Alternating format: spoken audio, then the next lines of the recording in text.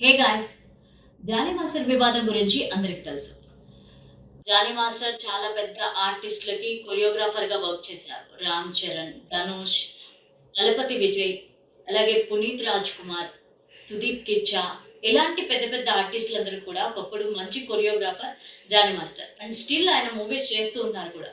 And ఆయన 14 years నుంచి ఒక అమ్మాయిని అబ్యూజ్ చేస్తూ వస్తున్నారు. అండ్ ఆ అమ్మాయి ఇప్పటి వరకు కామ్‌గా ఉండి భరించి రీసెంట్‌గా బయటకొచ్చి కేస్ పెట్టడం జరిగింది. ఇది మనందరికీ తెలిసిన విషయం. అండ్ ఆ అమ్మాయిని చాలామంది, ఆ అమ్మాయి ఇప్పుడే ఎందుకు బయటకొచ్చింది? ఇప్పుడే ఎందుకు కేస్ పెట్టింది? ఇంతకు ముందే ప్రాబ్లమ్ ఫేస్ చేస్తుంటే ఇంతకు ముందు వచ్చి చెప్పొచ్చు కదా! ఆ అమ్మాయి వెనకుండి ఎవరో నడిపిస్తున్నారు అని చెప్పి కూడా చెప్పడం జరిగింది.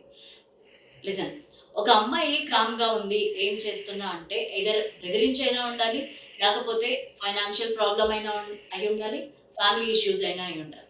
ఈ ఈ 3 అయినా అయ్యుండాలి. లేకపోతే వేరే ఏ రీజన్ వల్లైనా బయటికి వచ్చి ఉండకపోవచ్చు.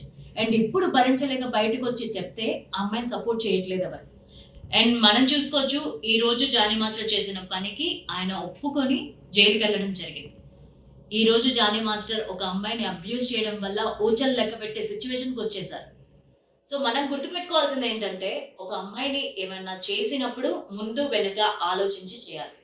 ఏదన్నా మాట్లాడాలన్నా, ఏదన్నా చెయ్యాలన్నా ఒక సెకండ్ మనం ఆలోచించాలి. అది మిస్టేక్ అవుతది. అది ఫ్యూచర్‌లో ఎప్పటికైనా మనకి ఎఫెక్ట్ అవుతది అని చెప్పి.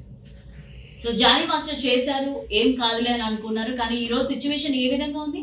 ఒకప్పుడు పెద్ద పెద్ద హీరోలకి కొరియోగ్రాఫర్‌గా వర్క్ చేసిన జానీ మాస్టర్ ఇప్పుడు 'చెంచల్' గూడా జైలుకి తరలించడం జరిగింది. So, guys be careful.